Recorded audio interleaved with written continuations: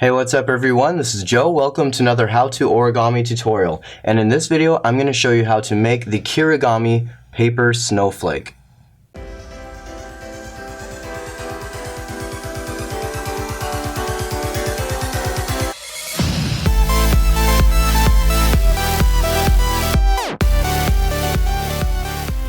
So today we have a pretty special tutorial because in this video I'm not going to do traditional origami like I always do. Instead we're going to be doing some Kirigami, which basically just means we're going to be using some scissors and cutting the paper in addition to folding. Alright?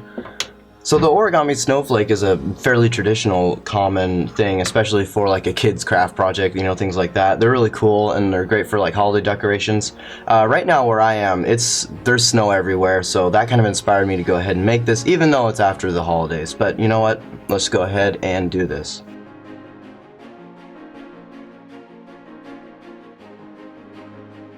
So the first thing you're going to want to do is create a square. So if you already have an origami square, you can go ahead and skip this step. I'm going to put a timestamp right here, there, and you can skip to that time.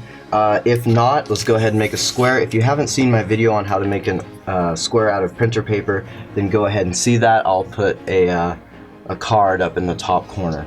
That'll flash about now.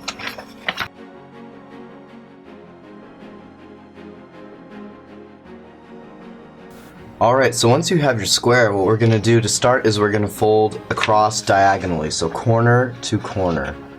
Alright, once you do that, go ahead and give it a crease. Alright, now what we need to do is we need to locate the halfway point along this crease. So the best way to do that is to fold from this point over to this point. But don't crease the whole thing, just line up the points as best you can, very accurately, and then give it a slight pinch right here, also known as a mark fold. Alright, so now I have a mark fold, and I'm just gonna mark that so we can all see where it is. And my mark fold was right here, so that's where the center of the paper is, that little dot.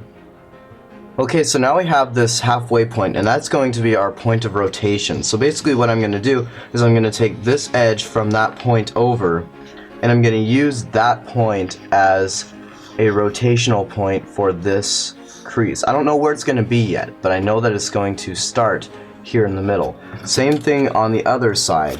It's going to have the same point of rotation, but I don't know where it's going to be yet. So the whole goal with this is to divide this up into 3 sections, alright? And basically I'm going to try and fold it so that this edge lines up with this edge, and this edge lines up with wherever the crease will be formed here. Okay, so I'll show you what I mean by that.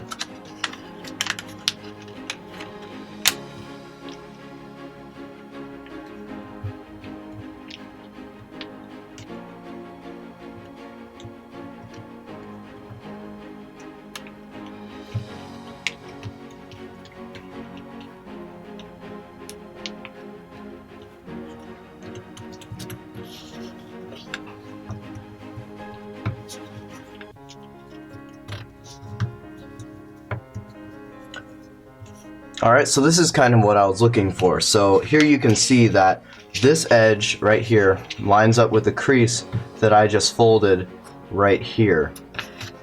Like that. And this edge will fold all the way to this crease. So it's perfectly divided into thirds. Alright, and give that a good crease. Now we should have a shape that looks like this.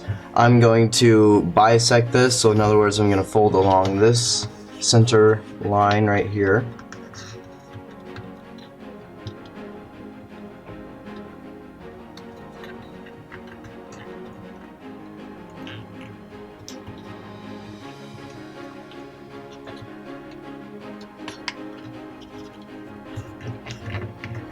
Alright, and give that a good solid crease as well. Alright, so now we have this little arrow looking thing, and this is where you need to get creative. So what we're going to do next is you're just going to draw a pattern or a design onto the surface, and then we're going to cut it out with the scissors we're going to cut that design out, and what should happen is you will unfold this into a snowflake. So I'm going to go ahead and draw a design. You can copy what I do, or you can just go ahead and get creative and do whatever you want.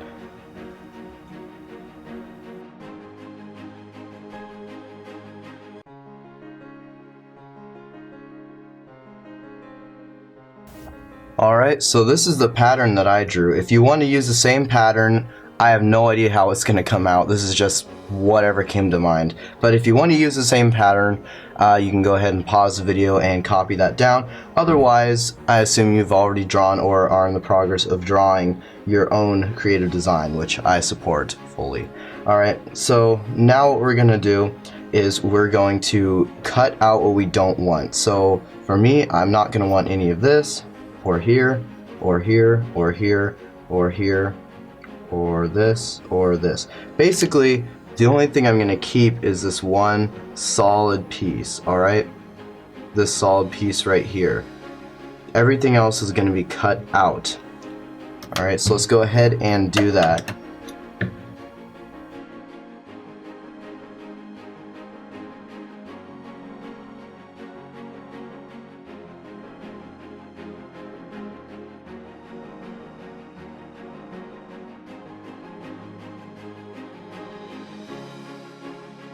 Alright, so now that I'm done cutting out all the shapes, I'm left with this weird looking thing right here. So all of this stuff, make sure you recycle it, just FYI, make sure you recycle all your scraps. Anyway, this right here is what we're looking at, and now of course the only thing left to do is to unfold it and see what it looks like.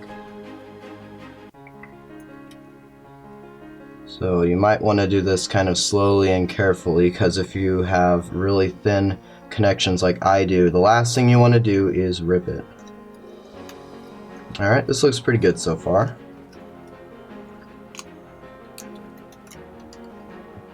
Alright, not bad. So this one turned out pretty good. Again, if it's your first time making one, or if you're just, you don't know how to visualize what you're going to make very well, then it might not turn out that great.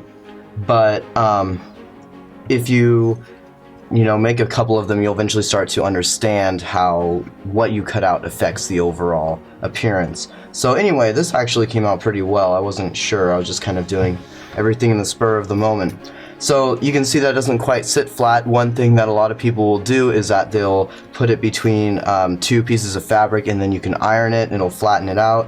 Otherwise, you can just set a book on top of it and have that flatten it down for a few hours or so, and you should be good to go after that.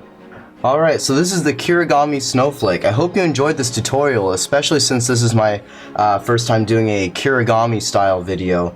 And let me know in the comment section how you did. Also, while you're down there, if you have any questions, any concerns, suggestions, anything like that, anything to say, just let me know. I really appreciate everything positive you guys say. I go through all the comments and I read every last one of them, and I respond to all the questions as long as I have time to do so.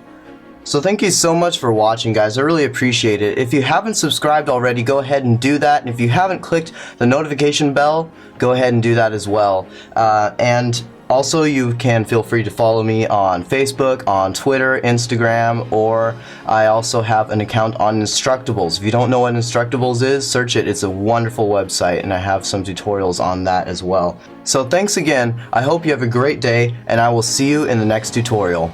Bye.